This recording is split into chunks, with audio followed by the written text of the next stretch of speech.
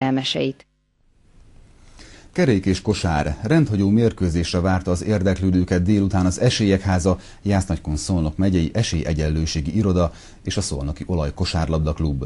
A mozgássérült sportolókhoz hasonlóan az Olaj utánpótlás csapatának játékosai is kerekesszékbe ültek.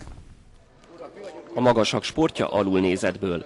Mielőtt bárki is lekicsinylően szólna a kosárlabda ezen válfajáról, tudnia kell, hogy sportértéke semmivel sem alacsonyabb, mint normál válfajának.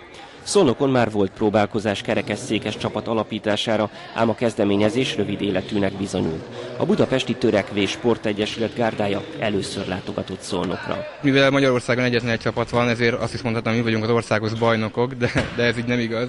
Nemzetközi tornákon szoktunk részt venni, legutóbb Romániában második helyet szereztük meg. A szolnoki olaj utánpótlás csapatáért felelős Acsai Attila nem először ül kerekesszékbe, hogy kipróbálja, milyen is a palánk alulnézetből.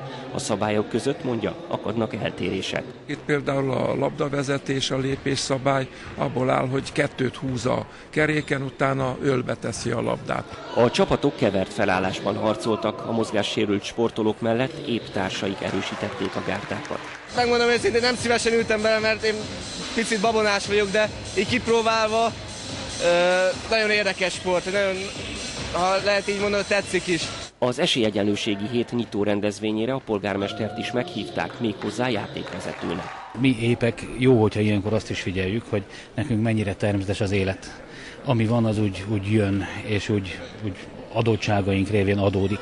És azok az emberek, akik fogyatékkal élnek, mindenért meg kell, hogy harcoljanak. Az összecsapásban résztvevő szolnoki kosarasokat már az első negyed is megizzasztotta, mint mondták, a karjuk, a válluk alig bírta az iramot. Ezek után egész biztosan ők is más szemmel néznek majd a sérült, mozgásukban korlátozott, ám korán sem mozgásképtelen társaikra.